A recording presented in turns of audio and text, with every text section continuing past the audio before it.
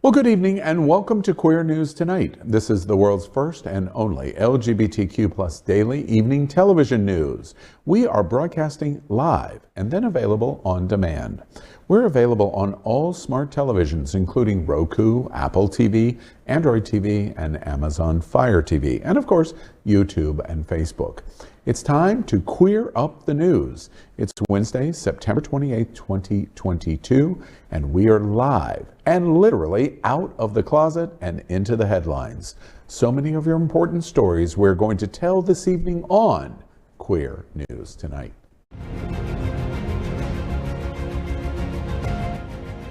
This is the world's first live daily LGBTQ evening news show, literally out of the closet and into the headlines on Queer News Tonight with Al Ferguson. I'm your anchor at Queer News Tonight, Al Ferguson, and this evening we bring you the news of and a perspective representing the LGBTQ plus community from South Florida, America, and across our planet. This is the world's first and only unedited live LGBTQ plus evening news show. Whatever happens unique in LGBTQ plus news, you will see it and hear it. Happening Out Television Network is a 501c3 nonprofit media platform in the television and radio model of PBS and NPR, but designed for our LGBTQ plus community. We are part of one of the largest LGBTQ plus media companies in America, Hotspots Magazine and Happening Out Television Network. Our magazine is celebrating 36 years of the LGBTQ plus experience, and our television news, talk, and entertainment shows support our mission to educate the LGBTQ plus and broader community. Well, let's begin by welcoming anchor FayWhat. She's a radio and television personality and has a popular blog and YouTube channel aiming to unite the L and the G together. She's a hostess and MC for many South Florida events, an animal advocate, and owner of Fay's Fur Family. Also, make sure to catch the FayWhat Show, the first LGBTQ plus morning show, Mondays at 9 a.m. Eastern, online, or of course, your smart television. Good evening, Faye. Good evening, white people. I'm so happy to be with you all today. And by the way, just like you mentioned, Al Ferguson, if you missed Monday's FayWhat Show, make sure you go back and watch it on demand. We had the mayor of Wilton Manors, the gayest place on planet Earth, who is straight, in bed with FayWhat. So you definitely want to go and check that out, all right? On Roku and Apple TV and everywhere else. And you know, Damien was looking especially sexy this week on the show. I've heard there's pasties galore. I was going to mention that. I don't know what John Hayden did to Damien Lenore. I have no idea, and I'm not going to look into it. I just came to work, and John was in my bed in pasties. You don't want to miss that. Make sure you go check it out. Check his trunk. And with that, let's welcome my brother from another mother, John Hayden. A journalist for 27 years, he now works for several outlets, including South Florida Gay News, as a reporter and community editor, covering politics, entertainment, and local events directly impacting the LGBTQ plus community. John's interviewed everyone from presidents to Oscar winners and been on more red carpets than he can count. He just finished watching Monster, the Jeffrey Dahmer story, which he calls the laugh out loud feel-good series of the fall. Welcome, John. Oh man, it was so good, and the appetizers I was making during it, little sushi. It was sushi. No way. Dude. You need to find a boyfriend, John. Yeah, or something. Yeah, but they won't. I can't find anybody to sit and watch 10 hours of Dahmer with me. So, Well, you Such already is watched life. it, so you Well, don't you need could to. pull the you could pull the Dahmer card and Eat them? Oh, God. all right, let's welcome the one, the only, Cindy Brown. She is an icon in the LGBTQ plus community. Cindy was an early organizer of Miami AIDS Walk, the White Party for Care Resource, and other major events. She has served as the executive director of Miami-Dade Gay and Lesbian Chamber Foundation and LGBTQ Visitor Center. She is the founding executive director of Miami Beach Pride and currently serves as the program manager for Jewish Community Services, LGBTQ Lambda Living Program for LGBT seniors. Good evening, Cindy. Good evening, everyone here. I'm glad I got my sister Faye here with me to combat all of the oozing testosterone at the table. Wait, oh, that's testosterone that I'm oozing? Oh, I Guess I should don't have need used a Z-Pack another then. word, John, right? Another word. Okay, now let's welcome anchor Gregg Shapiro. An inductee into the Chicago LGBT Hall of Fame, Gregg is the author of 8 books, including his latest, Fear of Mooses, an entertainment journalist whose celebrity interviews and music reviews run in a variety of regional LGBTQ+ and mainstream publications and websites. His movie review column, called Screensaver, can be found in South Florida Gay News, San Francisco Bay Area Reporter, RottenTomatoes.com, and more. Good evening, Gregg. Good evening, y'all. We are the reporters for Queer News Tonight, and this evening we begin with the queer headlines. The LGBTQ+ community in South Florida and across America is diverse. Our community across the world is vast. And here are the bullet points of the Queer News for today, Wednesday, September 28th, 2022, National Good Neighbor Day, and especially important here in South Florida, and Florida in general, that we all be good neighbors for people who may need their help during Hurricane Ian's devastation. You heard Gregg, neighbor, stop stealing my Amazon packages. Yeah. No, they just flew over and landed there. See, they've got an excuse this week. Wow. First off, before we move in today's news, I'm from the South, and I grew up saying y'all. Gregg, you're from where in the South?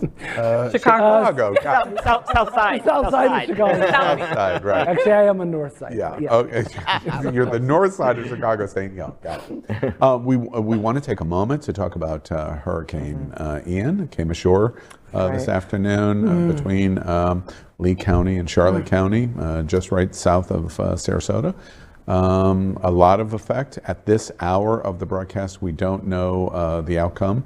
I have read in reports in the last couple of hours that more than 1 million people are without power, of course. Pretty extreme. I've heard just incredible damage taking place. And the whole country of Cuba as well? And absolutely. All 13 million people are blackout in Cuba.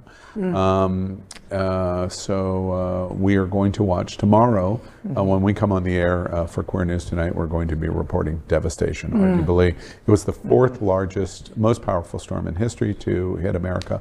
But this is, even Katrina standards, this is going over a population twice the size of the entire state of Louisiana, from Fort Myers, Sarasota, Lakeland, Orlando, Daytona Beach, and Exit.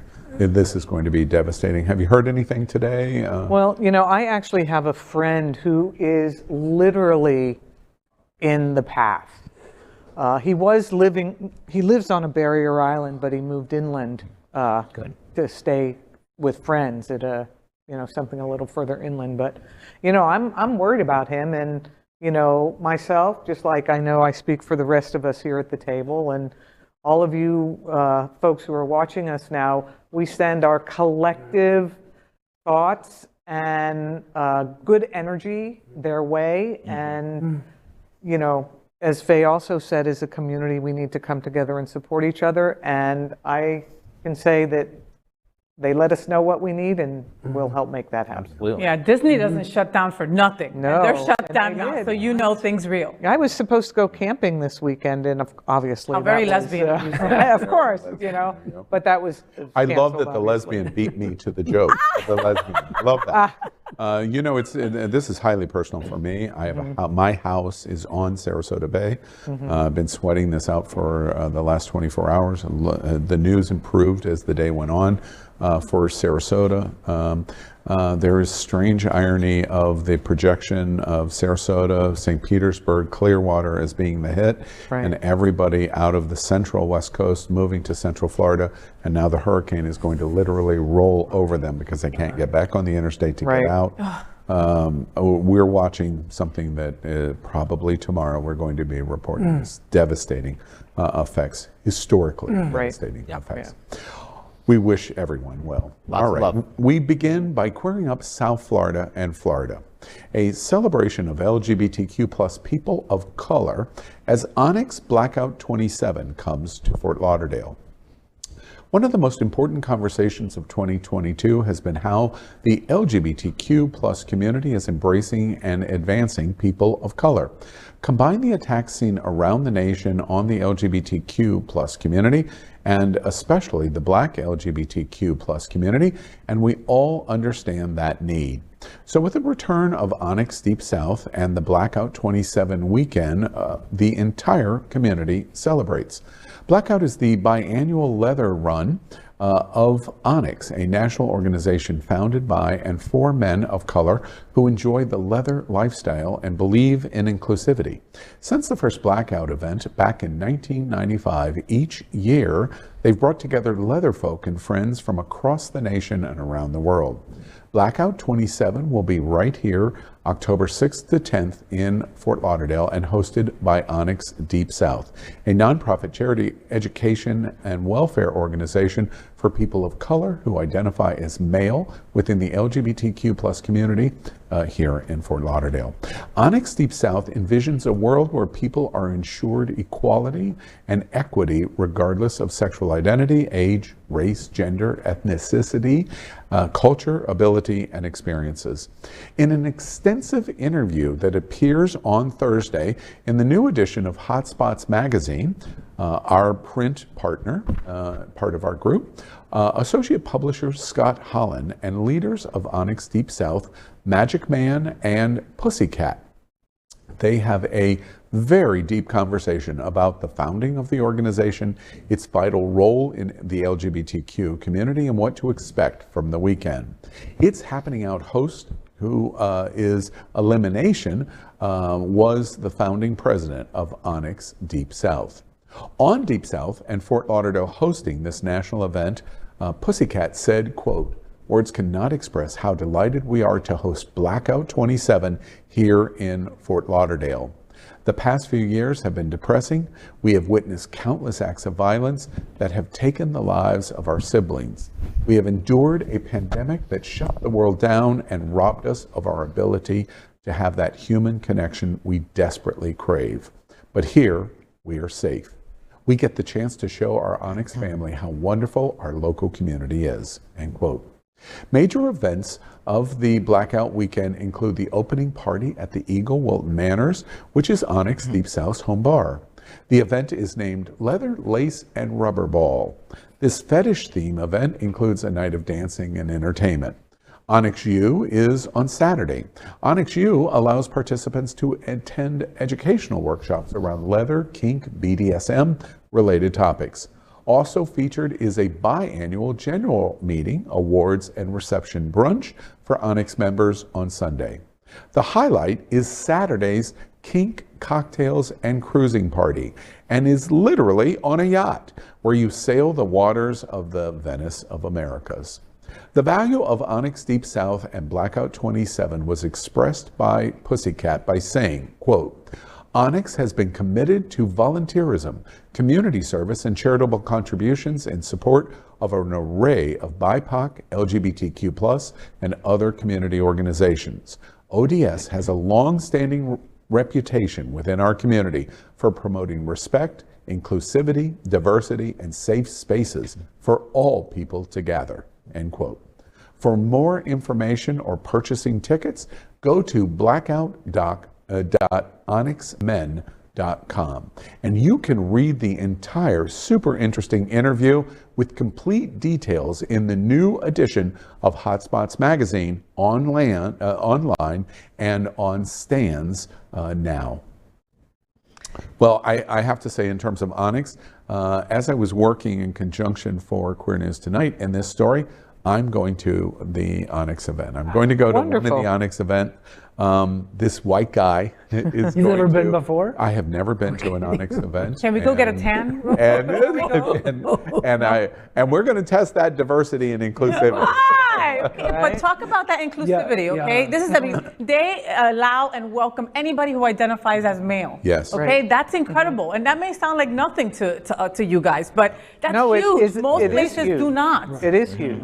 Yeah. And I agree, just like I think there are times that there should be women-only spaces, there are times there should be men-only spaces. And I think it's awesome that they have such a commitment to diversity within their members and in their programming. Yeah. And we were just talking about how cool our leather community is in South Florida. We've got 2 great bars. The Mr. Ramrod pageant, I think, is coming up like in a couple of weekends, so that's going to be fun. We just have so many great outlets, clubs, groups that people can come to, and I think that even if you're not in the leather community per se, you need to appreciate it because they do so much good. You know, they're not just a charity organization so that they can collect money and have cheaper drinks. They do real good work with so many non-leather organizations in South Florida. So let's appreciate what we have. If you see them out at Pub or Alibi or wherever,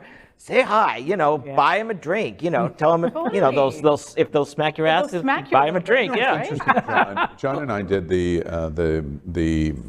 election town hall, the forum, and one of the big issues in Wilton Manors for the candidates for mayor, you had him in bed with you, the mayor in bed with you for the interview, and for the candidates for the commission. One of the big issues in our community, and especially on Walton Drive, is our diversity. There's a lot of white faces here. There's a lot of male white faces here. Where are the women? Where are the trans gendered people? And where are the people of color? It is a very important topic. I'm very proud that Hotspots Magazine, our media group, Hotspots Magazine, and Queer News Tonight, Happening Out Television Network, focuses on the value of the event because people are coming from all over the country for the event. And maybe we don't even recognize it on our own Wilton Drive. Right. And I think there's tremendous value in paying attention to Blackout 27 and come to Blackout 27 because ONYX does a lot of great things in our community and I'm getting ready to find out how great they are. You have to take pictures now in a lot of I will. And I know that everybody's like excited for the kink cocktails and cruising yacht. Your emphasis was on the cock there, of the cock. Did I say that wrong? Doesn't it? I thought it was kink cocktails and cruising. Oh, okay. Anyway, everybody is like excited about that because it's on a yacht, and who doesn't love to be like in luxury that way, right? But the big thing that stood out for me were the educational workshops. Exactly, that is like, okay, you know, kink and leather could be like, ooh, scary to some people. It might be like intimidating to some people, right? This is a way for you to get educated about their community. It might be something that you might be more interested than you know. I'm curious, did you hear my gulp?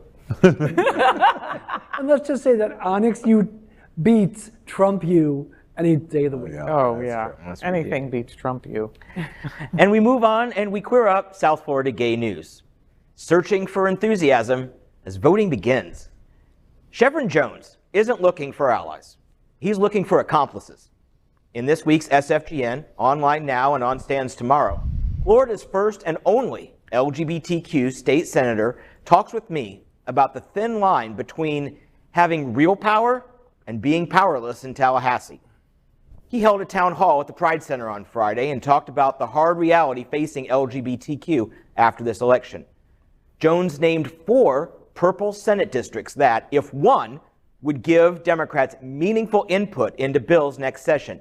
However, if Republicans get a net gain of just 1 seat, just one, they'll have a supermajority, and Democrats will be powerless to check Governor DeSantis' tyranny. The problem is it was a town hall where the town didn't show up. Only about a dozen people were there. A lack of enthusiasm Jones attributes to relentless Republican attacks, telling me, quote, "We're seeing with the electorate to where the Republicans are doing exactly what they're trying to do, which is drain the strength out of individuals like ourselves," end quote. That's why he's looking for accomplices, meaning, quote, people who will go above and beyond in desperate times. I want individuals who are willing to get in the foxhole, not just stand in the foxhole and call for help. Individuals get in there with me because they know we're in danger, end quote. You can read much more of my interview with Senator Jones and SFGN online now and on stands tomorrow. And you know, this is something that we've been talking about for months, and that's enthusiasm overall. I've been going to lots, you know, Al and I, as you mentioned, we did the town hall meeting together, which was packed. You know, we had about nearly 200 people come to Hagen Park for that. But overall, there's just no enthusiasm out there. I mean, campaigns, they say that we're so close. Yeah, I still feel, my feeling when I get out there is that we're just on life support. And mail-in ballots are going to start showing up in your mailboxes this week. Return them as soon, you know, fill them out, return them as soon as you get them, because they will check your signature. And if your signature doesn't look exactly like it does when you registered 20 years ago or whatever. They will call you and you can fix your ballot. Right. You know, you can go in and you can fix it and make sure your vote counts. So the earlier you get this done, the better for all of us. But this apathy, we've talked about this on the show every week. We talk about this all the time. And I'm just curious, is this apathy specific to the gay community in South Florida, or is it the same with the gay community in Tampa and St. Pete and Orlando? I mean, is the problem here that we're just goes apathetic? way beyond the gay community. At the Pride too. Center, Pride the Center. Quality Yes, Club. I'm asking if it was, you think it goes beyond here? I think it's nationwide. Unfortunately, there aren't, you know, a lot of candidates that make people excited. And, you know. You know, it's funny though, on the other side, they have no problem being excited about DeSantis. They have no problem being excited about the re-election. And they are very excited about that. They're rabid, foaming at the mouth. I mean, even Val Demings, that she has some traction. I'm, you know, I'm concerned. No, you go. Nick. Speaking to enthusiasm, there are some groups in Wilton Manors, Greater Fort Lauderdale, that are working to try and open up an office, get out the vote office, register people until the 11th. They're trying to get one opened on or around the drive. They're still working. Weekend of October, I think they're trying to get to it. They're hopefully, they still haven't signed a lease yet, as of this morning when I was double checking. So they're trying to get it out there. So we can put politics, we can be a political party, literally in the middle of the party, and hopefully get some, some people to pay attention. There it is. You hit the pulse. You hit it right there. I'm holding my pulse. There's no silver lining to this story. You know, often we had Ryan Hurst last night as an anchor at Queer News Tonight. The National Task Force dinner is going to be October 22nd at Miami Beach Convention Center. There. They're going to raise a gigantic amount of money, red, white, and you. And the emphasis is that your involvement is important. We reported last night that a 2% increase in voter turnout in Broward County will mean that Val Demings wins for Senate and means Charlie Crist will win for governor if there's a 2% turnout increase. Will that happen? That's the unknown. There's no silver lining in this story. We have talked about this and talked about this and talked about this, and we have apathy even in our own table because of reporting your story, which is a very great story that should be read in South Florida Gay News, is a situation where we are so fatigued of saying vote, vote, vote, but we can't get you to understand how important it is. One of the anchors last night said, how is it possible that we have the apathy that we do with what we have watched DeSantis do in the past 12 months? Exactly. It's antithetically illogical, but that's where the LGBTQ community is. And your story is beyond sad, not because of the writer and the words, we'll consider. It's beyond sad because think about the three connections that John points out in his story.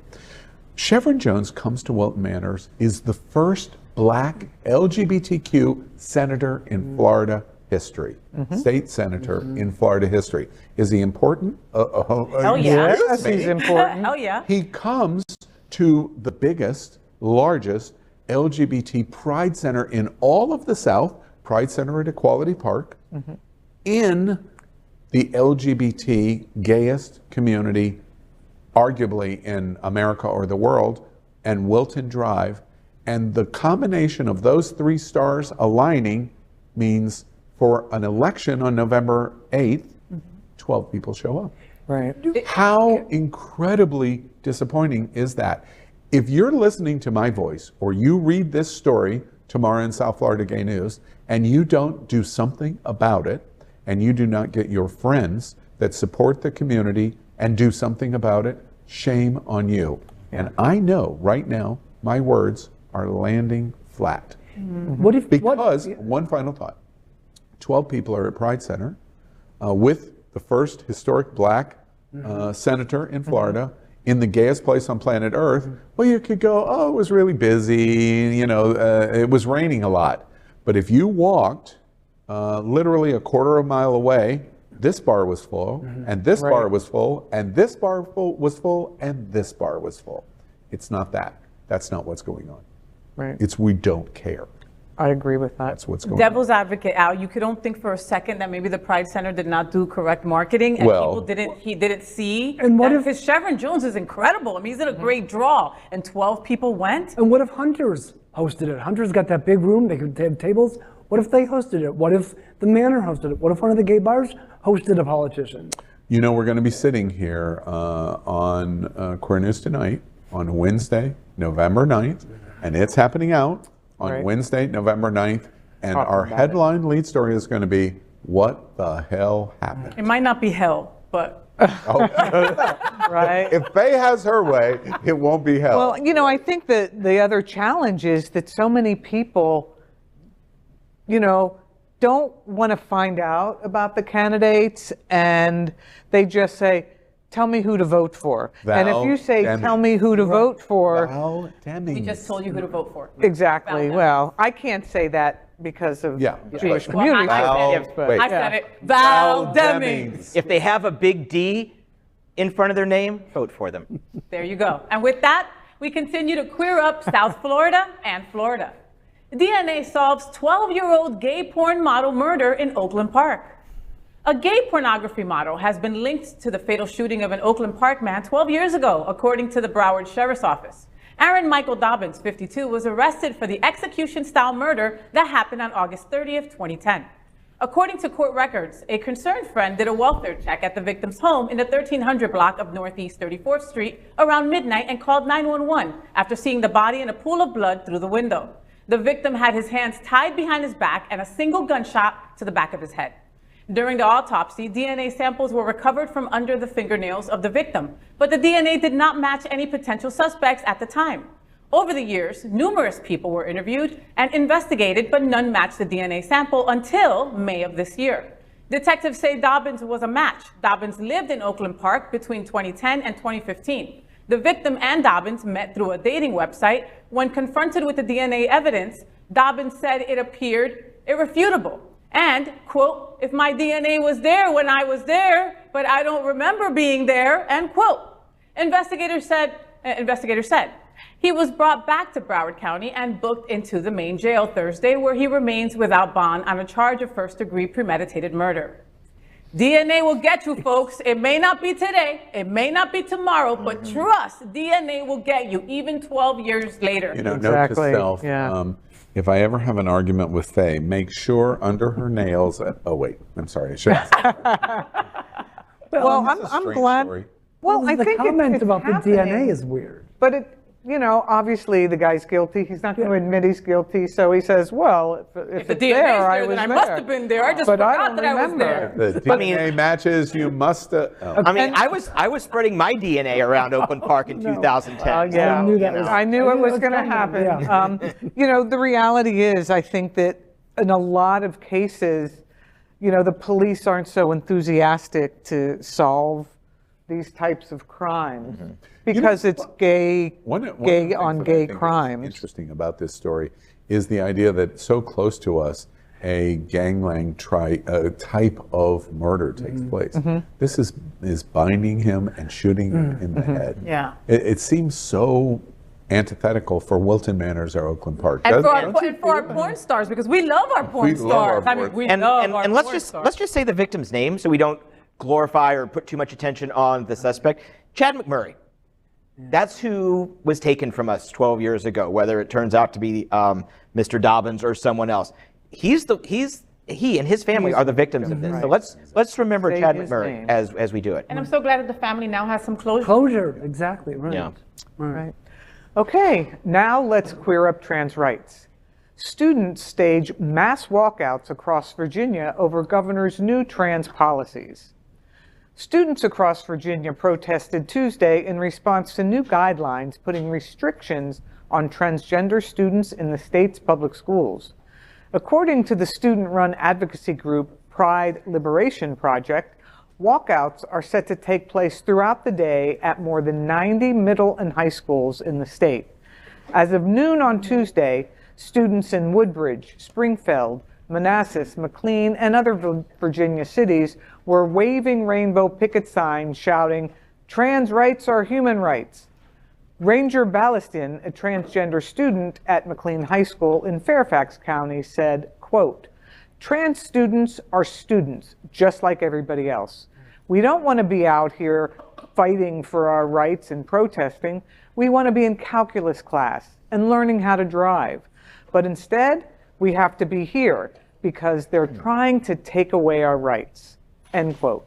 Earlier this month, Republican Governor Glenn Youngkin's administration rewrote Virginia's model policies for the treatment of transgender students, mandating that all students use school facilities, including bathrooms or locker rooms, according to the sex they were assigned at birth. The new guidelines are a sharp reversal from policies enacted last year by Ralph Northam. Northam's guidelines said, quote, school staff should abide by the students' wishes regarding names and pronouns, end quote. They also recommended that educators allow students to use school facilities, including bathrooms and locker rooms, that correspond with their gender identities. Critics say Youngkin's measures put prejudice in front of progress. This is just another example of, public schools pulling back on LGBTQ plus student rights. And, a public school should be for the public, everyone in the public, and should not be putting these kind of restrictions on our young people. This is literally what they voted for. Youngkin ran on an education, which is very broad and generic, but he ran on education platform, and this is what they're getting. And this represents as a great example of what Chev Jones was talking about in my story. Just a few votes can swing it one way or the other, because I think I think this guy beat whoever he was running against by like 1 or 2 percentage points. Wow. So it is such a small line between going forward or going hard in reverse. Right. So a lot of the students are going to continue to walk out today, and as they should. And let me make a point. That student that said, "Oh, we're out here fighting for our lives. I want to be in calculus class." It's a freaking lie, but we appreciate the support. Right. I do believe that these kids, some of them are ambitious and they want to learn, and this is just the whole policies are creating an environment for these students that is not conducive. But once again, it is young people who are leading the way. They're leading the charge. They're protesting. They're speaking up, even though they might enjoy calculus. You draw the comparison to the story that we talk about with Senator Chevron Jones having the rally here in Wilton Manors. For the last 5 cycles, it's been going on since Obama. Virginia was a hardcore red state. Then it turned purple, and then it went through 4 cycles of being overwhelmingly blue. And over the longevity of Queer News Tonight, we have reported repeatedly so many progressive things that the state of Virginia was doing. And we were saying, wait, they're in the South. Look what Virginia is doing. And then along comes Youngkin, and that 1% or 2% of taking your eye off the ball, of wanting to make sure either I'm showing up for the election or I'm advocating or voicing for the election, changes that progress. And it pushes them back into this authoritarian kind of mentality that we're going to manage and interfere in your life and create culture war. And that's what's going on in Virginia. DeSantis being elected on November 8th sets him on a path for 2024. And he's going to become a steam train that is almost impossible to stop if we're not paying attention. This election is so incredibly vital because of that, and you can hold Virginia up as proof positive of what we're talking about. The question is whether we're listening to it or not. Well, it's time to do that. And it's also time to clear up the worldview. Italy LGBTQ plus community fears what's next after far-right radical wins. The recent general election in Italy has given results in favor of the conservative bloc, which is dominated by far-right views. The Nationalist Brothers of Italy group, led by Giorgia Meloni, emerged as the largest party on the ballot. Meloni is allied with the League, another far-right force led by Matteo Salvini, and the mainstream conservative Forza Italia, of former Premier Silvio Berlusconi. Fabrizio Morazzo of the Gay Party said, quote, "Unfortunately, there are very real fears about an erosion of civil rights under this new administration," end quote. He added that it might become harder for them to run anti-LGBT discrimination programs in schools. Maloney, 45, is raised by a single mother and is unmarried with one daughter. She presents herself as a defender of Christian values and an enemy of what she calls gender ideology and the LGBT lobby. In June, an Ipsos poll showed that 63% of Italians backed marriage rights for gay people, up 15 points from 2013, and 59% were in favor of gay adoptions, an increase of 17 points from 9 years ago. So I just have to say that my initial reaction to the story is some questions. And I just want to say, I'm just curious, being that it's Italy, I'm wondering how much of this is related to the church, as it is in so many of these other European countries. I mean, that's just something I'm asking because I'd like to know about that. And also, how can she say she's not homophobic when clearly her stance on adoption and gay marriage indicates otherwise? And then when you guys were in Italy, you were recently in Italy, did you have a sense of this at all? All LGBT, well, first of all, thank goodness that we went early this year before Italy becomes an unwelcoming place for LGBTQ plus, right? Because when we went, and we were so blessed to have so many tour guides that were LGBTQ plus, right? And all they said that they were just dealt with, that they weren't seen or heard, they were just okay. You know what I mean? Like they were just not messed with, okay, so to speak. So, you know, this woman is a female Trump. That's what she is, basically, and she backs Mussolini. What the hell is wrong with her? Well, didn't Mussolini put Jews in camps or some crap like that? Well, this party is they are fascist. They're fascist by another name. That's what they are, and they had to spend a great deal of time during this campaign going, no, we're not fascist. We're just pro-family, but they're not pro all families. And this is a legitimate. I'm not really surprised by this because if you look back to Brexit. From 6 years ago, if you look at the subsequent hard lines put in by Boris Johnson in Britain, the conservative elections in Poland and Hungary, this is something that is spreading across the continent, and it's not just former Soviet client states. This is happening across Europe, and when you look at the bigger picture, that's what should be scary. You know, if production can touch it, can you bring up the picture where she has her arm raised? I'm not sure that we can do that, but if we can, let's see that picture again. One of the things that's very disturbing about Maloney is Italy has an election cycle. See that? Yeah, that's the only thing that we're not seeing is her hand up, saluting Nazi Germany in 1939. Right. That's what we're looking at there. The proof of that is she came to the United States for CPAC. She's running as a candidate to be Prime Minister of Italy, and she came to CPAC. She shot across the bow of every rights person in America or in Western Europe, and she was clear and happy to say, I'm willing to live in this wing of your American politics because that's the exact same wing that I'm going to implement in Italy. The interesting issue about Maloney is she's really a minority candidate, and she was really a minority and will be a minority prime minister. The way the system in Italy works, and many countries, especially in Eastern Europe, work, is there's many parties. You hear the turnover in Israel. I don't remember how many parties are in Italy, but like in Israel, there's a dozen. And so they create a structured government based on all of these different groups coming together. Well, multiples of groups of fascists and conservatives and alt-right, I'm on this issue, have come together to make this happen. The number of people that are really fascist in Italy are a minority, but the government is formed because of all of these groups coming together. It's a warning sign, because why is this any different than what we're watching in Virginia? It's really not. It's not.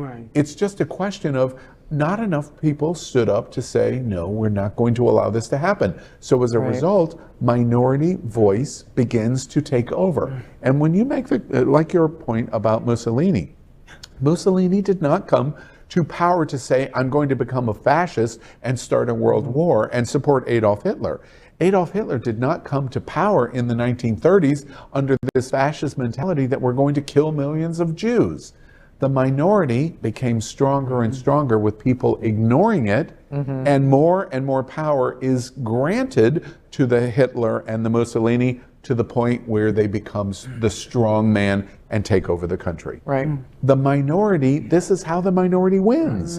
And if we don't pay attention to that, we're watching examples of this, not only in Italy, but in the United States of America. Yep. And I have one more question about her. Does anybody doubt that she's a natural blonde? What are you insinuating?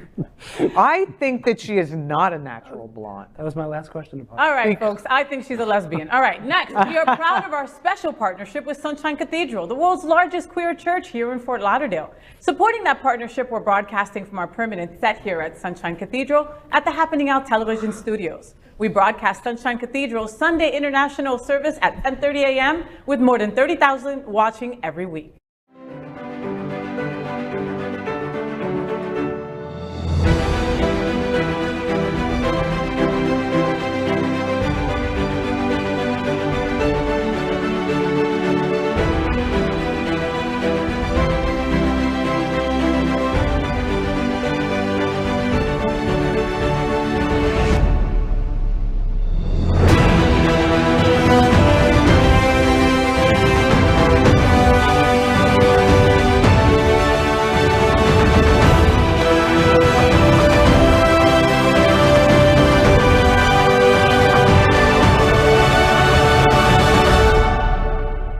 I'm Auntie Mame, South Florida's black, bearded drag mama, and Sunshine Cathedral is my queer church.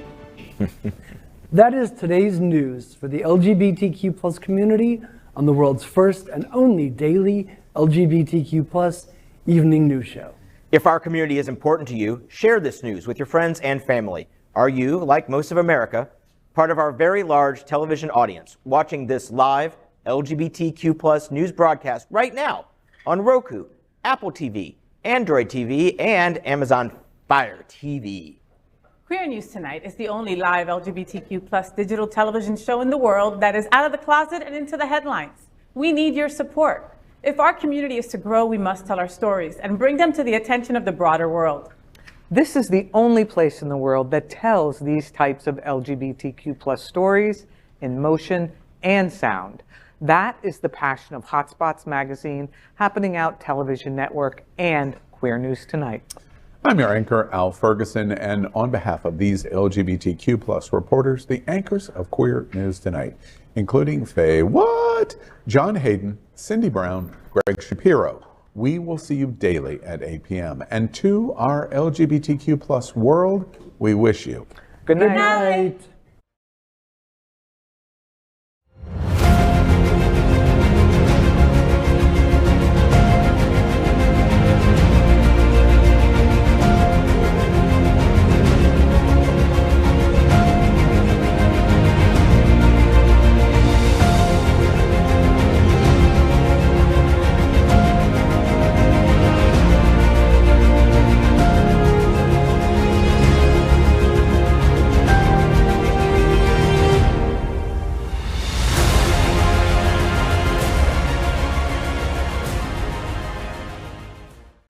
LGBTQ plus news is vital for our community and for the broader world as a whole.